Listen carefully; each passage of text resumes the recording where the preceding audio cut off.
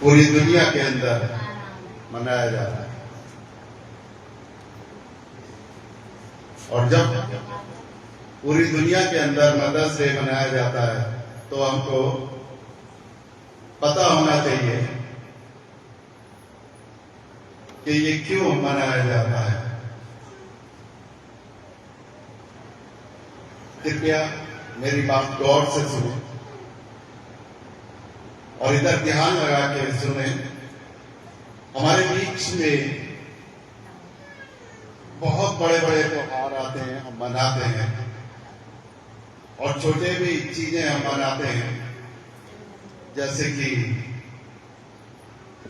पूर्णिमा का त्योहार हुआ, अमावस्या क्या हुआ, इसमें त्योहार होते हैं और उसमें जो है ऐसी चीजें होती है कि इंसान को कुछ पता भी नहीं होता, सिर्फ ये है कि भाई आज अमावस्या है तो हमें ना, आज सूर्य ग्रहण है तो हमें घर से बाहर नहीं निकलना है और हमें इस तरीके से रहना है।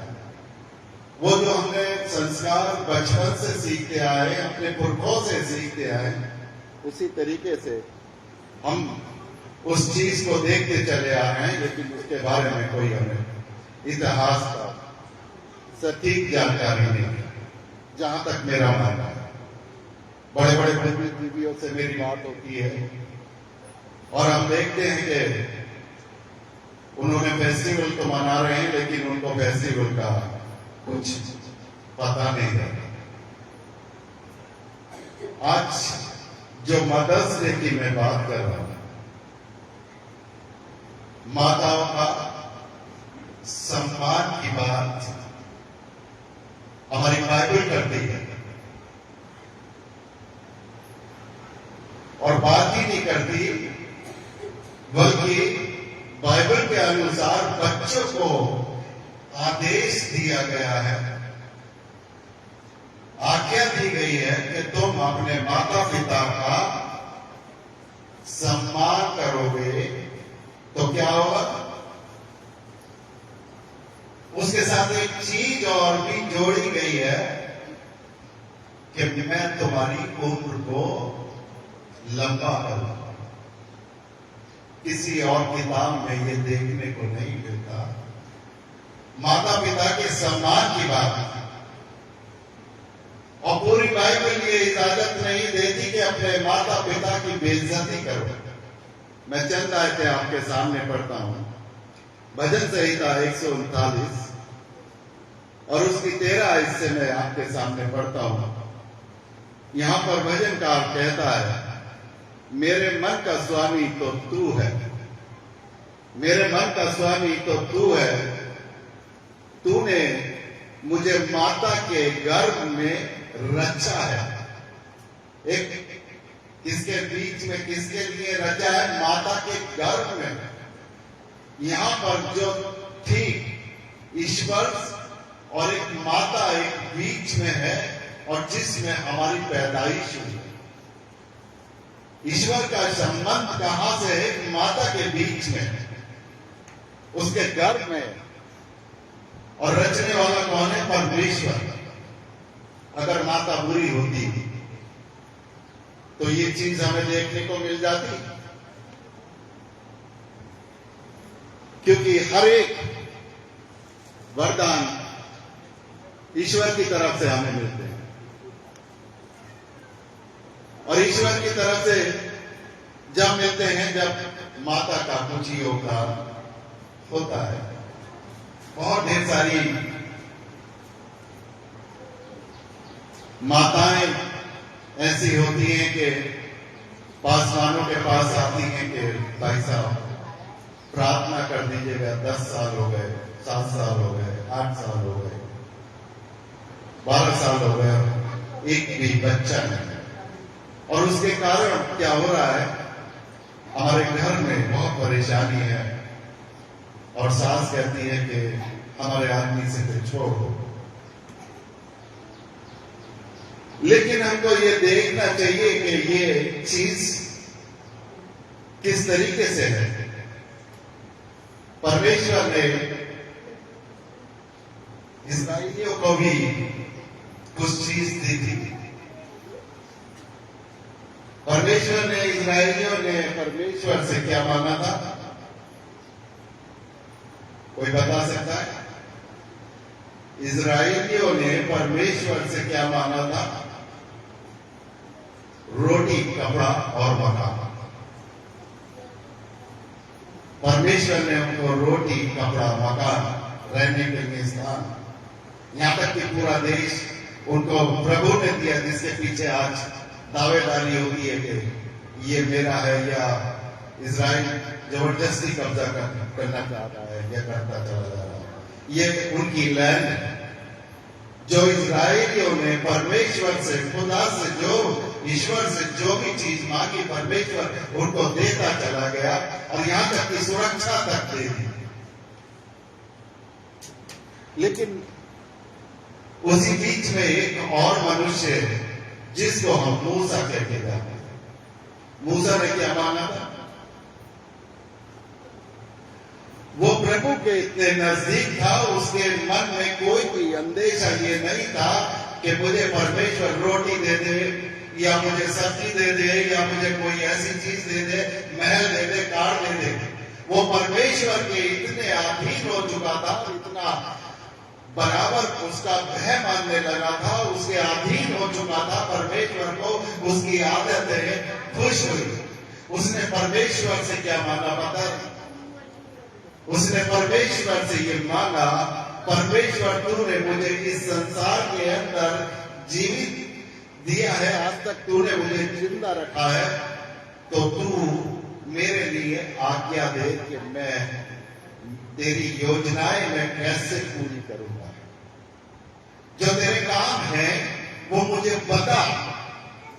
अगर किसी की शादी ब्याह में हम अपने नजदीकी रिश्तेदारों में या यार दोस्त के लिए जाते हैं, कोई इसकी बेटी की शादी है या बेटे की शादी होती है, तो एक इंसानियत या मानवता के अनुसार हम ये कहते हैं कि तुम मुझे काम बताओगे। वो हमें बैठाने की कोशिश करा, यहाँ बैठो, अच्छे तरीके से बैठो, लेकिन हमारा फर्ज बनता है कि नहीं, कोई बात नहीं, लेकिन तुम हमें काम बताओ, हम क्या कर सकते हैं। अपना तो तभी यहां पर मूसा परमेश्वर से बात करता है, तू मुझे काम बता। परमेश्वर ने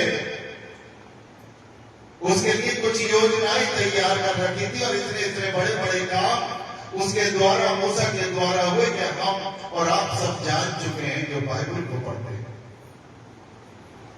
और आज अगर आपको पता है कि वो जिंदा ही उठा लिया गया, और भी कई लोग भाग उठाए गए, लेकिन मूसा को कभी भी मिट्टी भी उसको नहीं मिल पाई। उसको जिंदा बादलों में आसमान पर उठा लिया गया।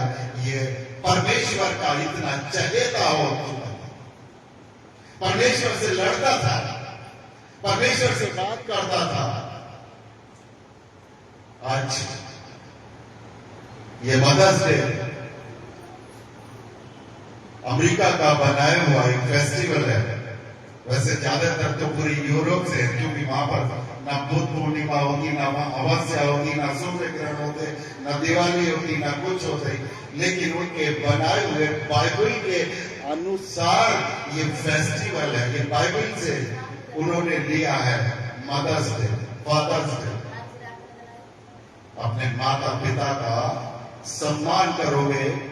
एक आज्ञा मिली थी, परमेश्वर ने एक हुक्म जारी करा था, एक हुक्म दिया था, और वो उस हुक्म के जरिए ये फेस्टिवल मनाने की जो अमेरिकन लोग थे उन्होंने जारी किया कि शैतान भी बराबर अपना काम करता जा रहा है।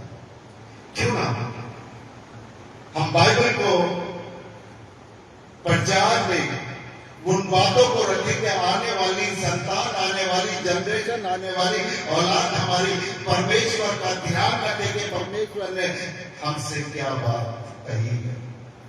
परमेश्वर ने बहुत बातें अपनी संतानों से कही है। इस संसार के ऊपर चले गए, संसार के से दूर चले गए, से कुछ आज्ञाएं लेके गए, कुछ वायदे हमें करके गए थे हमारे पूर्वजों से कि तुम्हें ऐसा करना है। परमेश्वर ने एक और वायदा किया था कि तू अपनी क्रूस, मेरी क्रूस को उठा, मेरी क्रूस को अपने कंधों पर उठा। आज इंसान क्या उठा रहा है? क्रूस नहीं उठा रहा, पता नहीं क्या क्या उठा रहा है। वो अपने दिमाग से जो आता है कुछ भी उठा लेता है।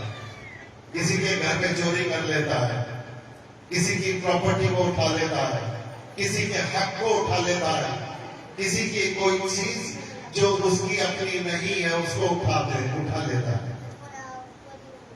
क्योंकि उस वायदे को हम भूल चुके हैं कि परमेश्वर ने हमसे ये वादा किया था कि तू अब मेरी वाली क्रूस को उठा लेगा तो तू नजात पाएगा, उद्धार का रास्ता पाएगा। उद्धार का रास्ते के लिए उसने क्रूस उठाने के लिए कहा। आज हमें सोचने का विषय, एक माँ की याद बाइबल सिखा रही है। वो परमेश्वर सिखा रहा है जिसने 9 महीने तक कितनी पीड़ा उठाने के बाद उस माँ ने उस बच्चे को जन्म दिया। बच्चा क्या कहता है? जब माता पिता बुढ़ापे में हो जाते हैं, उनके साथ कोई भी ऐसा चीज नहीं होती कि वो कमा के और अपना पेट को भर सकते हैं। जब उनके लिए खोल दिए जाते हैं ओल्ड एज को, वृद्धाश्रम, आज बड़ी शर्म आती है। आज बड़ी शर्म आती है जब माता ने इतने महीने से उसको पाला और वो दुख में तड़पती थी, लेकिन एक अंदर से एक विचारधारा, एक आशा उसकी होती थी कि मेरे पेट में जो जन्म ले रहा है वो बेटा है या बेटी है, वो मेरा है। बड़ी खुशियां होती हैं, बड़ी ऐसी चीजें उस माता के पास होती हैं कि वो माता अपनी दुख को गायब कर देती है। वो बर्दाश्त जो नहीं कर पाती थी वो बर्दाश्त कर लेती है और उसके मुंह पर मुस्कान होती है। और औलाद जब थोड़ी सी बड़ी हो जाती है तो वही माता उसको बुरी लगने लगती है। खासतौर से अगर कोई माता या पिता कोई बीमार हो जाते हैं और उनकी सेवा करनी पड़ जाती है, कोई बीमारी ऐसी हो जाती है जो बाथरूम से संबंधित हो या वॉमिट से संबंधित हो, तो वो औलाद माता पिता बुरे लगने लगते हैं। बाइबल क्या कहती है? बाइबल ये कहती है कि तुम अपने माता और पिता का आदर और सम्मान करो। और यहां पर भजनकार कहता है, तब मेरी हड्डियां तुझसे छिपी ना थी, तेरी आंखों ने मेरे बेडोल तक को देखा और मेरे सब अंग जो दिन दिन बनते जाते थे रचे जाने से पहले तेरी पुस्तक में लिखे हुए हैं। मेरे लिए तो परमेश्वर तेरे विचार ही बहुमूल्य है। डायरेक्ट माता का परमेश्वर से संबंध है। वो भूल जाती है औलाद, वो संतान भूल जाती है जो माता को गालियां देती है, पिता को गालियां देती है, वो भूल जाती है। आज का जो परमेश्वर जो आज मुझसे और आपसे बात करना चाहता है, वो ऐसे बिल्कुल या ऐसे बुढ़ापे के लोगों से बातचीत करना चाहता है, उन संतानों से बातचीत करना चाहता है। इसीलिए ये मदर्स डे का त्योहार हमारे बीच में रखा गया है। लोग बाकी इस त्योहार की बुराई करते नजर आते हैं कि ये तो विदेशी त्योहार है, ये तो यूरोप का त्योहार है, लेकिन उसके पीछे का मंशा उन लोगों को नहीं पता, क्योंकि वो नहीं जानते। उन लोगों को कुछ पता नहीं है। उन लोगों को यही पता है कि हमारे देश में जो जन्म लेगा और जो उनकी संतान उसको मारा पीटी करेंगे और उसको एक तरफ उनके लिए ओल्ड दरवाजे खोल दिए जाएंगे, उनको बुरा नहीं होगा। बाइबल ये कहती है, बच्चों के लिए निर्देश है सच कि अपने माता पिता का सम्मान करो, आदर करो, और माता पिता का तुम सम्मान करोगे तो मैं तुम्हें कुछ बड़ी चीज करने पर हूं, एक ऐसी चीज करने पर हूं जो किसी ने भी आज तक नहीं तुम्हारे साथ की। ना कोई दावेदार ऐसी है, ना कोई दावेदारी ऐसी है कि वो कोई कर सकता है। मैं तुम्हारी उम्र को बड़ा करूंगा। कितनी बड़ा, सिर्फ माता पिता का सम्मान करो। परमेश्वर मुझसे और आपको आज सुबह बात करना चाहते हैं, और ये मान सम्मान हमारे बीच में जब आता है तो वो प्रेम झलकता है। खुद यीशु मसीह को हमने देखा। यीशु मसीह जिस मां से पैदा हुए थे,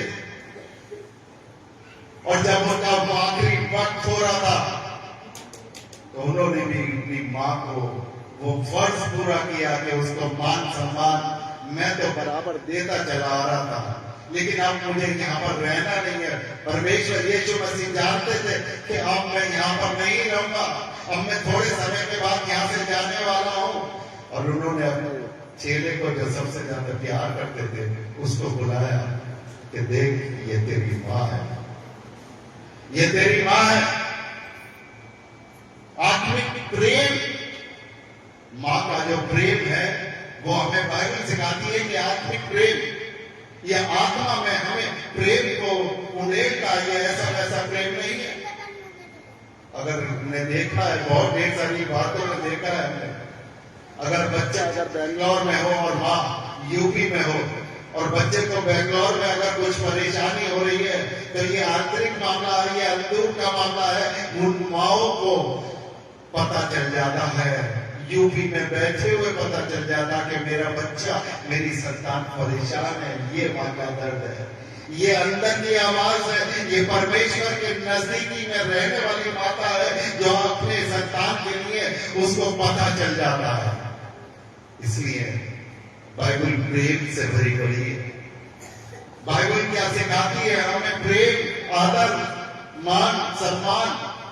अगर हमारे पास ये कुछ नहीं है तो हमारे पास परमेश्वर नहीं है, हमारे पास बाइबल नहीं है, हमारे पास वो कुछ भी नहीं है। हम खोखले हो चुके हैं।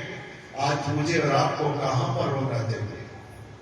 आज मेरे पास क्या होना चाहिए? हम दौलत करने की सोचते हैं कि बड़े हो जाए, हम चुगलियां करने की सोचते हैं, एक दूसरे की चुगलियां करते हैं, एक दूसरे से दूर होते चले जाते हैं, उनकी बातों में आते चले जा रहे हैं। जो शैतान हमसे चाहता था, शैतान हमसे यही तो चाह रहा है कि हम अपने माता पिता की इज्जत ना करें और हम दूसरी जगह पर जहां पर शैतान उनको लेकर जाना चाहता है वहां पर लेके जाए। कृपया आज हमें बाइबल का संदेश बताता है कि बाइबल में जो हमें आदेश दिए हैं कि तुम अपने माता पिता का आदर करो, मैं तुम्हारी उम्र को बढ़ाऊंगा। और आगे हम देखते हैं भजन संहिता 139 उसकी 17 आपके सामने पढ़ता हूं। यहाँ पे परमेश्वर का वचन ये बताता है, मेरे लिए तो हे परमेश्वर तेरे विचार ही बहुमूल्य हैं, उनकी संख्या का जोड़ कैसा बड़ा है। यदि मैं उनको गिनता तो वे बालू में किनको कैसे अधिक ठहरते। जब मैं जाग उठता हूं तब भी तेरे संग रहता हूं। सिर्फ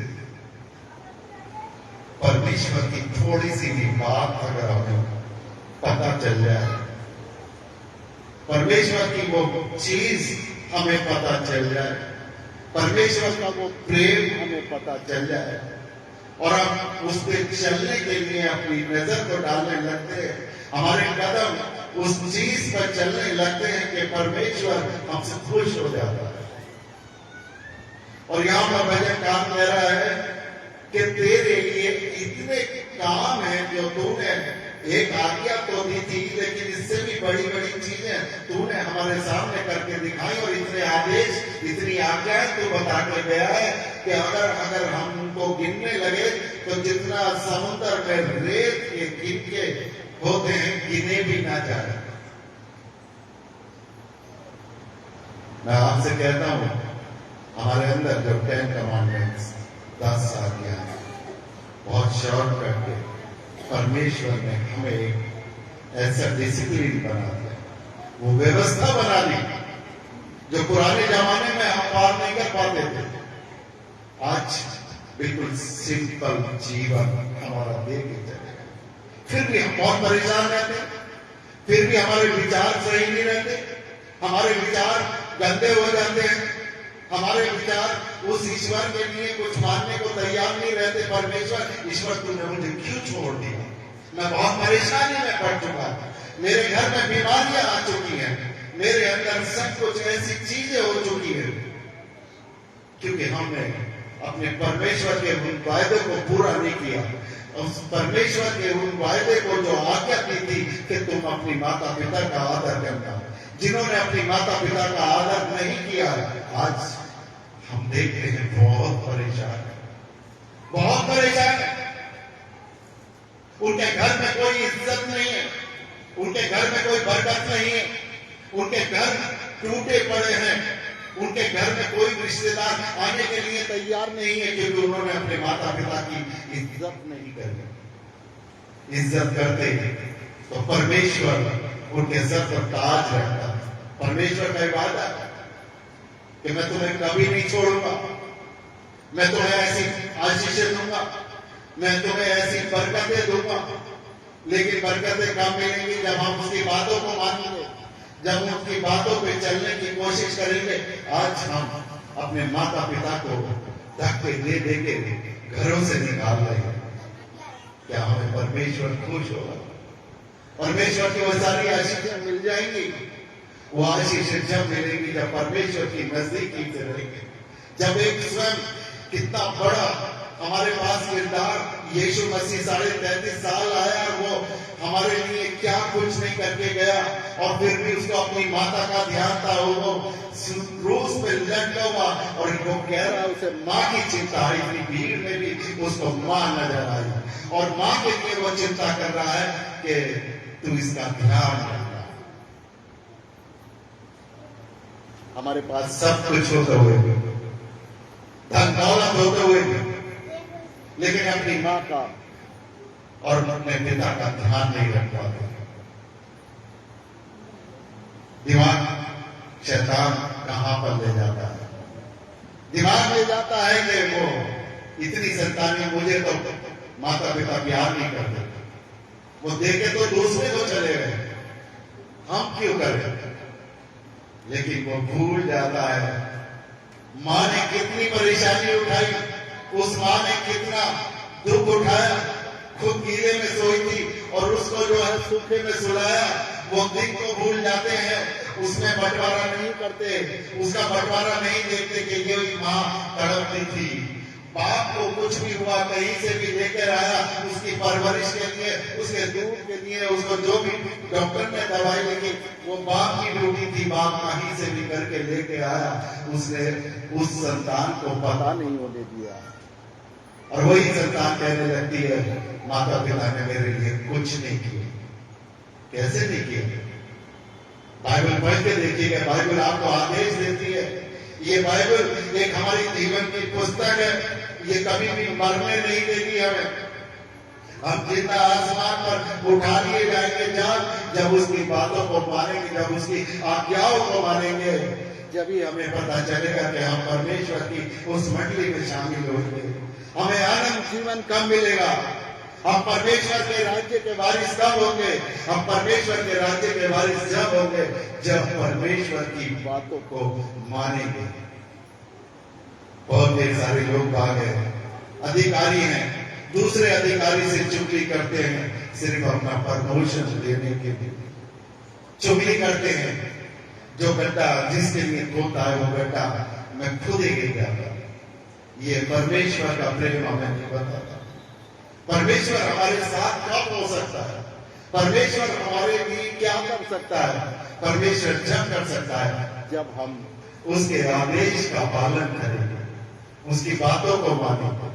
यहाँ पे जितने भी लोग, जितनी भी माताएं बैठी, उनसे पूछिएगा, जो बच्चा उनको प्यार नहीं करता है, वो भी आज भी उस बच्चे के लिए तड़पती है, क्योंकि ये उनका अंदर का मामला है। वो परमेश्वर को जानती है, वो माताएं परमेश्वर को जानती है। वो बच्चा, वो औलाद उसको प्यार करे ना करे, लेकिन अंदर खाने वो उसका बुरा नहीं चाहती, चाहे वो कितनी भी औलाद बुरी हो। ये परमेश्वर का प्रेम है। उस माता के पास वो परमेश्वर का प्रेम आया, क्योंकि परमेश्वर ने उसके अंदर प्यार और मोहब्बत फूट फूट के डाली है। उस चीज को आज हम सब लोगों को समझना है और उसकी बातों को याद करना है, उनकी उस बातों को याद करना है, परमेश्वर की वो सारी चीजें, क्योंकि परमेश्वर ने एक बार नहीं कितनी बार बाइबल के अंदर माताओं के विषय में कहा। अच्छी पत्नी के लिए होगा, अगर अच्छी पत्नी है, किसी पुरुष की स्त्री अच्छी पत्नी है, तो वो चाहे शक्ल से कितनी भी बदसूरत क्यों ना हो, कितनी भी बदसूरत क्यों ना हो, लेकिन फिर भी उसको बच्चे प्यार करेंगे और आदमी भी प्यार करेगा। और अगर स्त्री सही ना हो, मूर्ख, अगर स्त्री मूर्ख हो, तो स्त्री चाहे कितनी भी सुंदर क्यों ना हो, उसके घर में कोई मान सम्मान और आदमी मान सम्मान नहीं कर सकते। और वो कौन सी स्त्री है जो समझदार होती है? वो स्त्री समझदार होती है जो परमेश्वर का भय मानती है, वचन बताता है। जो परमेश्वर का भय और खौफ में होकर चलती है, वो स्त्री सुंदर होती है। सुंदरता ये नहीं है कि जितनी भी लिपस्टिक लगा ली, जितना भी क्रीम लगा दिया, महंगे से महंगी चीजें लाई और अपने आप को परफ्यूम लगा दिया तो सुंदर हो गए। ये सुंदरता नहीं है। सुंदरता स्त्री की क्या होती है? उसके अंदर से मुंह के जरिए निकलती है। जब वो बात करती है तो वो स्त्री सुंदर होती चली जाती है। बहुत से लोग बाकी सोचते हैं कि सुंदर वही होते हैं जो अच्छा मेकअप कर लिया, उनको बोलने की भी तमीज नहीं है, लेकिन वो लड़ते हैं लोगों से और सब लोगों से परेशान रहते हैं। सब लोग आज उस स्त्री से परेशान, वो सुंदर नहीं कहलाते। सुंदर आपके अंदर के ख्यालात, वो भावनाएं जो परमेश्वर ने मुझे और आपको आदेश दिया कि हम अपने एक दूसरे के साथ कैसा व्यवहार करें। मैं अपने साथ, अपने साथी, जीवन साथी के साथ कैसा व्यवहार करूं। जब हम निकाह की शक्ल में जाते हैं, जब पवित्र बंधन में जाते हैं और उस परमेश्वर के सामने वायदा दिया जाता है कि मैं तेरे सुख और दुख में तेरे साथ में रहूंगी, मैं तेरी अमीरी और गरीबी में तेरे साथ में रहूंगी और सदा तेरी इज्जत करूंगी। इसी प्रकार आदमी भी, उसका पुरुष भी उससे यही वायदा करता है। अगर इन वायदों पर, क्योंकि उस समय उपस्थिति परमेश्वर की होगी, परमेश्वर के सामने जो वायदा के आदम, अगर कोई उस पर अमल है, वो परिवार बनता चला जाता है, सक्सेस होता चला जाता है, फलता और फूलता चला जाता है। उस परिवार में रूहानी ताकत होती है, उस परिवार में एक नूरानी चश्मा होता है, उस परिवार के बच्चे इतने बढ़िया होते हैं, इतने अच्छे होते हैं, वो तरक्की करते चले जाते हैं। थोड़ी सी कमी हमारे लिए मौत बनकर आ सकती है। थोड़ी सी लापरवाही हम सब लोगों के लिए ऐसी मौत बन के आ सकती है। हम सब लोगों के लिए स्वर्ग नहीं है, हम सब लोगों के लिए कोई अच्छी जगह नहीं है। यहाँ हिंदुस्तान के अंदर या इस पृथ्वी पर जहां पर भी हम रह रहे हैं, वो हम थोड़ी सी देर के मुसाफिर हैं। यहाँ हमारा ज्यादा रहना सहना नहीं। हम यहाँ पर कितनी भी चीजों को बटोर लें, कितनी भी लालसा यहाँ पे कर दे, कितने भी लालच हो जाए, बहुत कम देर के लिए यहाँ पर है। बहुत कम शून्य के बराबर हम यहाँ पर अगर आंकड़ा लगाए, अगर देखें तो हम बहुत ही कम देर के लिए इस पृथ्वी पर हमारा बसेरा है। असली मकान का हमें पता नहीं, असली भवन का पता नहीं, हमारा जो प्लॉट है जो जहां पर है उसका हमें पता नहीं, आज मालूम करना। क्योंकि हमें जो उसकी जो चाबी मिलती है, जो उसका जो पासपोर्ट मिलता है, जो उसका टिकट मिलता है, वो माता पिता के द्वारा ही हमें आगे भेजता है। एक माता पिता ही एक ऐसे चीज है कि परमेश्वर के उन आदेश को हम उल्लंघन नहीं करते और उसके द्वारा हमारे को एक निजात मिलती चली जाती है, आगे के रास्ते खुलते चले जाते हैं। शायद हम सोचते हैं कि कुछ दिन हमारे माता पिता और हमारे साथ में रह लेते, हमें और कुछ करने का मौका मिल जाता। आज हम सोचते हैं, आज हम तड़पते हैं, कभी कभी याद आती है। अभी माता का जब गाना गा रही थी सिस्टर, तो मेरी आंखों में जब माँ का गाना आ रहा था, आंखों में आंसू आ रहा। आज हम सोचते हैं, उस माँ को ढूंढते हैं। मेरा मन तो बहुत मन ढूंढता है उस माँ को, जो माँ इतनी प्यार करती थी। मैं उसकी नजरों में सही नहीं था, मैं उसकी नजरों में आवारा था, लेकिन अगर एक वक्त का भी अगर खाना मेरे मुंह में नहीं गया, उसकी आंखों में आंसू होते थे।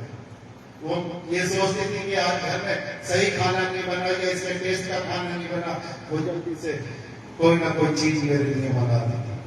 वो ऐसी माँ थी।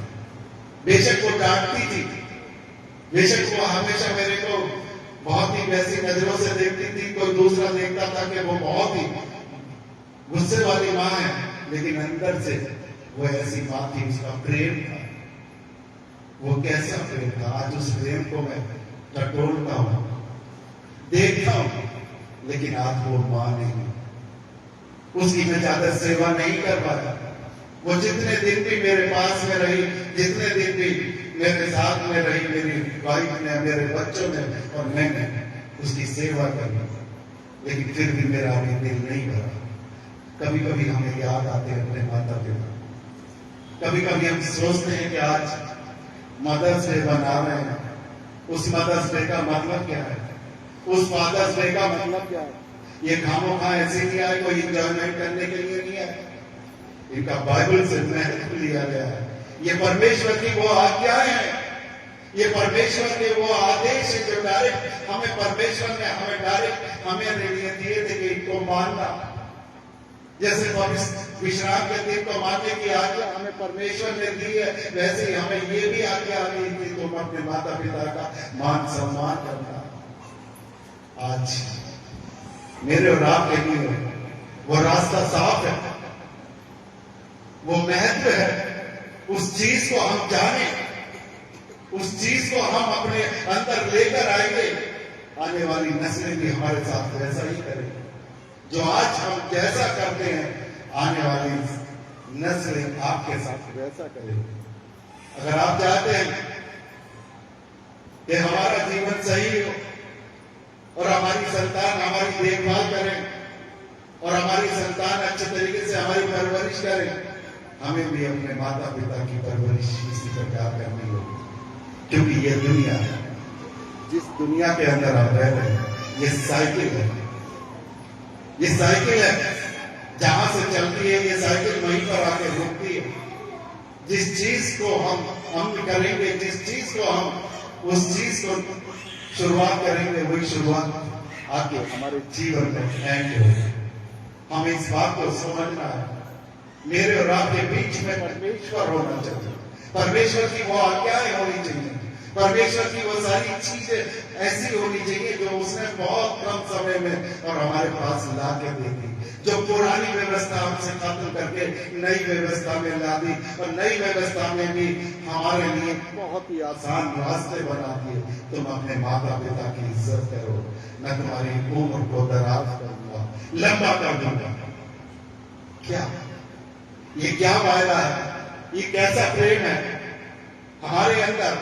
कितनी भी लालसाई क्यों ना हो, कितनी भी कैसी चीजें क्यों ना हो, आज हम अपने माता पिता को देखने की जरूरत है, उनको याद करने की जरूरत है, उनकी वो परवरिश करने की जरूरत है।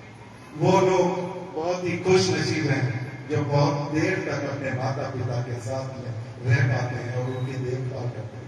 मैं आज झकड़ी वाली बहन पे बहुत घमंड करता हूँ, गर्व से करता हूँ, जबकि उनके ससुर थे अभी पिछले दिनों में हमने प्रार्थनाएं भी करी, कुछ बीमार हो गए थे।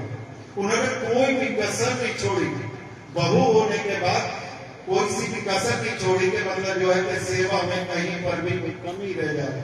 अपने आदमी से नहीं कहा उन्होंने कि ये इतनी इतनी परेशानी हम लोगों को हो रही है, वो जैसी भी थी खुद परेशानी उठानी और बराबर निरंतर उनके लिए प्रार्थना करवाते थे।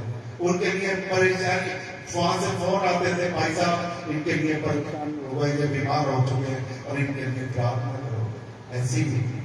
लेकिन परमेश्वर सब देखता है, परमेश्वर देखता है। बाकी कोई भी बहन है या भाई कोई दूसरा देखे ना देखे या वो चिड़े इस बात से, लेकिन परमेश्वर बहन आपको देखता है और वो इसका जवाब, इसका बदला आपको परमेश्वर ही देगा, क्योंकि आपने जो करा वो दिल से करा, वो कोई फॉर्मेलिटी नहीं थी। बहुत ढेर सारी ऐसे भी संतानें देखी हैं जो माँ को खींच खींच के और यहाँ तक ले जाए, पकड़ के भी नहीं ले पा रहे। उनसे जो आप लाख जगह बेहतर हो और आपने अच्छी परवरिश करी और आपने अच्छी इलाज करे, जहां जिस डॉक्टर ने बोल दिया वो डॉक्टर को दिखाया।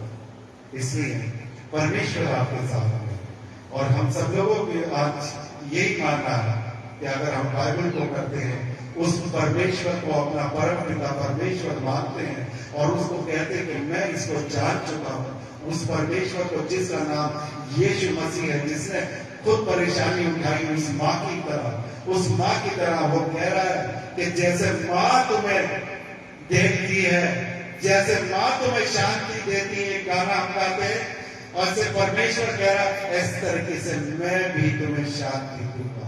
वो परमेश्वर मुझे और आपको शांति देने वाला परमेश्वर है। वो परेशानी में विपत्ति में डालने वाला परमेश्वर नहीं है, वो आपको शांति देने के लिए इस पृथ्वी पर आया। वो आपको शांति देने के लिए उसका वादा था। क्या हम तैयार हैं उस शांति के लिए? जैसे माँ शांति देती है, उसका वादा था उस परमेश्वर का कि मैं भी तुम्हें शांति इसी प्रकार दूंगा जैसे एक माँ शांति देती है। आज आपके पास परमेश्वर उपस्थित है और आपसे ये वादा लेना चाहता है कि क्या मैंने जो तुमसे बातें आज करी, क्या आज मेरी उन बातों को मानोगे? कहीं ऐसा तो नहीं इजराइलियों की तरह लग जाओ। इजराइलियों को सब कुछ रोटी पानी खुराक सबको सुरक्षा भी दी कि लाल समुद्र पार कर जाओ और फिर भी वो अपने लगे किसी भी मूर्ति पूजक में, किसी भी टोने टोटके में, कुछ गलत बातों में और किसी की बेईमानी के चक्कर में, कोई किसी चीज में और बातों में लग गए। सिर्फ उसने कहा था, उसका वादा था कि मेरी क्रूस को उठा लो। फिर उसने हमसे कहा है मेरी क्रूस उठाओ, मैं तुम्हारी जिंदगी को आसान कर दूंगा, मैं इतनी आसान कर दूंगा कि तुमसे आशीषें गिनते गिनते परेशान हो गए। वो ढेर सारी आशीषें सब लोगों को मिलने वाली। परमेश्वर की संतान होकर हम अपने जीवन को बिताने वाले लोग उस परमेश्वर के पास आने की कोशिश करें, उस परमेश्वर के पास आने की कोशिश करें जो परमेश्वर मेरे और आपके लिए आज भी तड़पता है। वो देखता है कि ये कब मुझे अपनी जुबान से मेरा नाम लेते, वो देखता है कि कब अपनी जुबान से ये मेरे को पिता कहते बोलते। लेकिन हम जमाना ऐसा कि पिता कितने इंसानी पिता, वचन बताता कि सिर्फ पिता हमारा वही है जो आसमान पर बैठा है।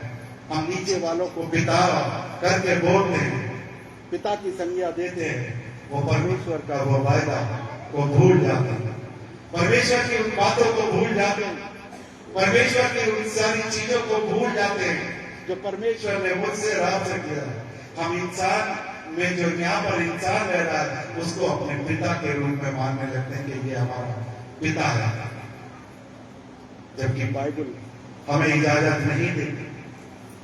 बाइबल हमें कहीं साफ इनकार करती है कि सिर्फ तुम्हारा एक ही पिता है और वो भी आसमान पर बैठा है, वो भी आसमान पर बैठा है। इस संसार के अंदर तुम्हारा एक पिता तो हो सकता है जिसके द्वारा तुम इस संसार में पैदा करे गए हो, लेकिन उसके बाद कोई दूसरा पिता यहाँ पर नहीं है और हम उसकी बातों को, उसके वचन को तोड़ देते हैं। परमेश्वर हमसे बदला लेने वाला है। परमेश्वर ने कहा इस वचन में, परमेश्वर ने कह दिया कि तुम मेरी बातों को गलत तरीके से पेश करते हो, तुम मेरी बातों को गलत तरीके से दोहराते हो। जो वायदा मैंने तुमसे किया था, जो बातें मैंने तुमसे कही थी और जिसको करने का मैंने बोला था, तुम वो ना करके उसके विपरीत करते हो। आज वो जिंदा परमेश्वर है, वो जिंदा परमेश्वर है। मुझे रात को उसके खौफ में चलना है और वो खौफ में इसलिए चल रहा है कि वो जीवित है, वो हमारी बातों को जानता है, मानता है और देख रहा है। वो इस समय हम कहां पर बैठे हैं, किस तरीके से बैठे हैं, किस अवस्था में बैठे हैं। मेरा जो मन है वो परमेश्वर की तरफ है या नहीं है, वो देख रहा है। उसको पता है, किसी को पता नहीं है, यहाँ पर किसी को भी ये पता नहीं है कि बहन के दिल में क्या चल रहा है, लेकिन उस परमेश्वर को पता है। तो मैं उसके भय और खौफ में खोकर क्यों ना चलूं, मैं उसकी बातों पर क्यों ना चलूं, क्योंकि वही जीवन दान देने वाला है। आज का दिन उसने मुझे रात को दिया है, आज के दिन वो अपनी हैकल में लेकर आया, अपने घर में लेके उसने अपने घर में निमंत्रण आपको दिया था कि चलो, तो आज हम आए। अगर उसका निमंत्रण ना होता तो आज हम इस दुनिया के अंदर ना होते। उसके निमंत्रण पर भी हम आज उसके हैकल में आए।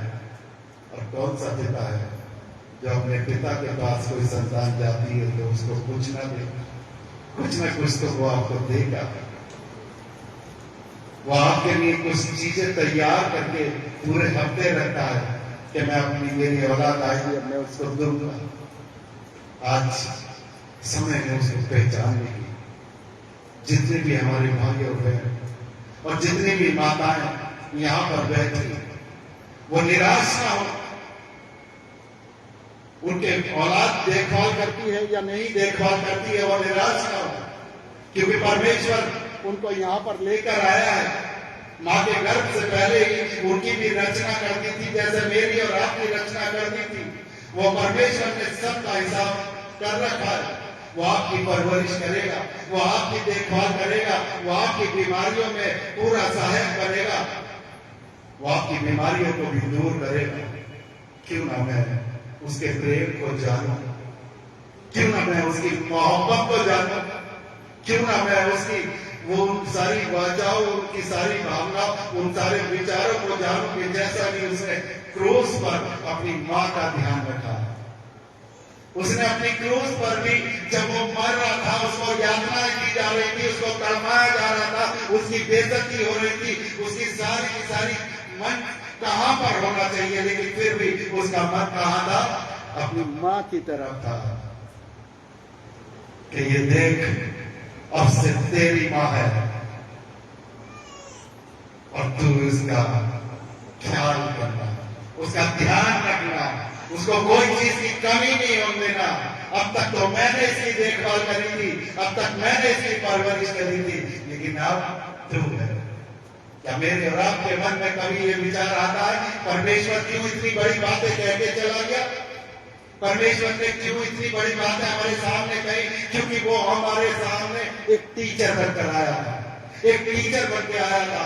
वो हमें सिखा के जाना चाहता था कि माँ की क्या पोजीशन होती है, एक संतान के सामने माँ का दर्जा कितना है, माँ की कितनी बड़ी बात होती है। अगर माँ नहीं होती तो कुछ नहीं होता, पिता नहीं होता, कुछ नहीं होता। माता पिता को आज संतान हल्के में ले रही है। शैतान अपना बराबर काम करता जा रहा है, शैतानियत होती जा रही है। जिस माता पिता ने इतने वर्षों से उसके लिए सब कुछ तड़पे, सब कुछ काम किए, आज वो संतान माता पिता की तरफ नहीं देखती है, वो क्यों नहीं देती हो? क्योंकि हमने वो सारी आज्ञाएं खत्म कर दी है। हम इजराइलियों के दो ग्रुप जो बन गए थे, एक इजराइली का ग्रुप बन चुका था, एक मूसा का ग्रुप था। मूसा कहता था कि मुझे जो तेरी तरफ से आज्ञा है, जो काम तुमने सौंप रखे, परमेश्वर तू मुझे रोजाना बता, मैं उस कार्य को करूंगा। इजराइली कहते थे सिर्फ मुझे आज रोटी की जरूरत है, आज मुझे इसकी जरूरत है। उनसे कहते थे, दूसरों पे आरोप लगाते थे, ये मूसा तो हमें मारने के लिए यहाँ पर लिया है, मूसा तो हमें बर्बाद करने के लिए यहाँ पर लिया है, और हम यहाँ पे मरते जाते हैं। फिर भी परमेश्वर ने नाराज नहीं हुआ, मूसा से कहा कि देख, लाल समुद्र जो था उसमें लाठी मार, और लाठी मारकर दो टुकड़े हो गए और उनके लिए रास्ता बन गया। उसकी आशीष से उसकी बरकत इजराइलियों को मिलती चली गई थी। फिर भी इजराइलियों ने परमेश्वर को नहीं पहचाना, परमेश्वर को नहीं पहचाना। वो कैसे? आज हमारे और आपके बीच में दो ग्रुप है। 50 साल से ईसाई अपने आप को क्यों ना कह लें, 12 साल से क्यों ना कह लें, 15 साल से क्यों ना कह लें, या 80 साल से क्यों ना कह लें, लेकिन हमारे बीच में एक स्वार्थ घुसा हुआ है। परमेश्वर से हम मांगते हैं, परमेश्वर को हम देते नहीं है। परमेश्वर से हमारे मांगने की इच्छा हो चुकी है कि परमेश्वर इस्राएलियों की तरह आज तो हमें रोटी दे दे, आज हमें मन्ना दे दे, आज हमें मीट दे दे, आज हमें ऐसा दे दे, अपनी जीभ का स्वार्थ हमें दे दे, जैसा हमारी जीभ में टेस्ट होना चाहिए वो दे दे। लेकिन हमने कुछ नहीं देना, परमेश्वर को हमने कुछ नहीं देना, चर्च को हमने कुछ नहीं देना। जो भी देना वो परमेश्वर को देना है, और परमेश्वर देगा। जिस दिन परमेश्वर की ये सारी आज्ञाएं आप सब लोगों के पास पहुंचेंगे, आप कहां से कहां, कितने बड़े धन्यवाद। परमेश्वर ने हमें लेने वाला नहीं, देने वाला बना। और जब तक आपके हाथ नहीं उठेंगे, जब तक आप कुछ नहीं उठेंगे। अपनी संतान की परवरिश आप जब कर सकते हैं जब परमेश्वर की तरफ आपकी कदम बढ़े। आप अपनी संतान के लिए सब कुछ कर सकते हैं, क्योंकि परमेश्वर की उन बातों को भी हमें नजरअंदाज नहीं करना चाहिए कि मैं तेरे पाप का बदला, तेरी औलाद की औलाद 7 पुश्तों तक मैं बदला लूंगा।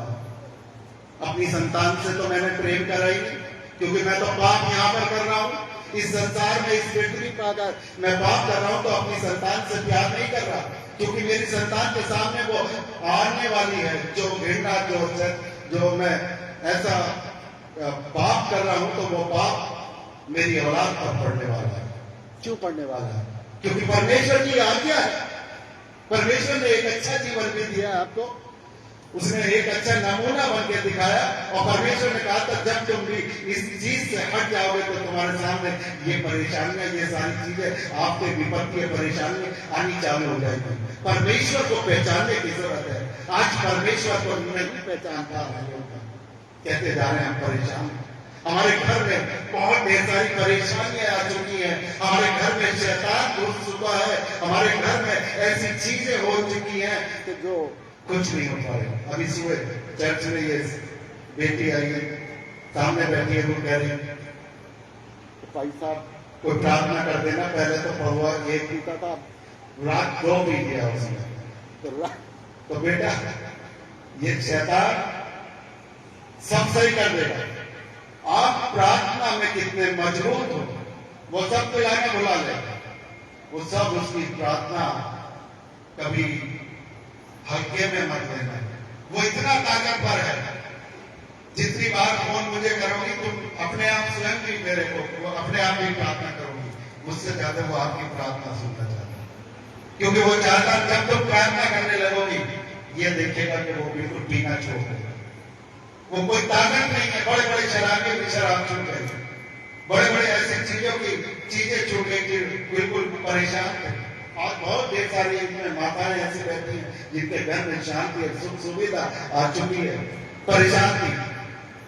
वो मेरे से प्रार्थना नहीं, उनके विश्वास में उनके घर में वो रोशनी लाई, वो ताजगी लाई।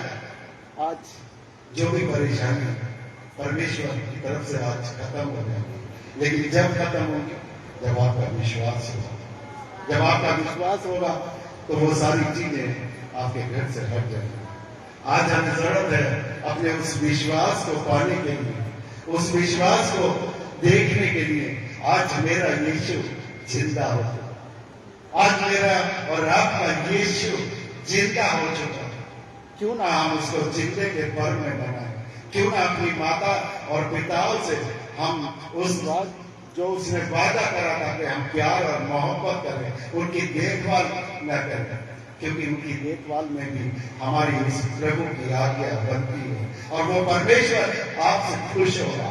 वो खुश जब होगा जब हम अपने परिवार में बढ़ते, फलते और फूलते चले जाएंगे, क्योंकि उसका वायदा ये भी है। उत्पत्ति में कहा था ना, जब आदम को मट्टी से बनाकर और उसके साथ एक जीवन साथी भी चुना था, बना दिया था उसकी पथरी में से निकाल कर, तो उसका क्या कहा था सबसे पहले कि तुम फूलो फलो और फैलते चले जाओ। उसका वादा है आज, इसलिए वो प्यार मोहब्बत की बातें हमसे करता है। वो हमारी संतानों से कह के जा चुका है कि तुम अपने माता पिता की इज्जत करो, क्योंकि फलते फूलते चले जाओ। अगर हमने ये वादा नहीं करा, ये चीज नहीं निभाई, तो हमारा संसार रुक जाएगा, हम फलते फूलते नहीं जाएंगे, हमारा वहीं पर कार्य रुक जाएगा। जो परमेश्वर ने हमारे लिए एक योजना तैयार करी थी, जैसे मूसा के लिए योजना तैयार करी थी, और मूसा को इतना बड़ा किरदार दिया गया कि बाइबल में बताते हैं कि जब परमेश्वर उससे कहने लगा, वो परमेश्वर से कहने लगा, मूसा कहने लगा कि मैं तेरे चेहरे को देखना चाहता हूं। मूसा बोला, तो परमेश्वर ने कहा कि कोई भी इंसान मेरे चेहरे को नहीं देख सकता, अगर देख लिया तो तुरंत ही मर जाएगा। लेकिन उसने कहा कि देख, इतना करता हूं कि मेरी पीठ को देख सकता है। पीठ को देख के उसने बातें करी, लेकिन पीठ को भी देख के जब वो नीचे आया पर्वत से, उसके चेहरे से रोशनी निकल रही थी, वो चमक थी, जबकि उसने चेहरा नहीं देखा। इतनी चमक थी कि लोग सामने वाले अंधे हो जा रहे थे। वो ताकत थी। परमेश्वर वो बड़ी चीज है, परमेश्वर वो ऐसी ताकत है। उस परमेश्वर को मानने वाले, ये कोई कहानी मन गढ़ कहानी नहीं है। ये जितनी भी बातें आज इस संसार के अंदर हो रही हैं, वो पहले से पैशन गोई हो चुकी थी, पहले से भविष्यवाणी इस बाइबल के अंदर हमें मौजूद देखने को मिलती है। आज एक एक बात उसकी सही हो रही है, सही हो रही है। आज हम सब लोगों को उस परमेश्वर के भय और खौफ में होकर चाहिए, और हम इस बात को निभाने के लिए उसके साथ कदम से कदम आगे की तरफ चलते हैं। अब हमारी टीम आ जाएगी और गाना सब कुछ सब लोग खड़े हो जाएंगे।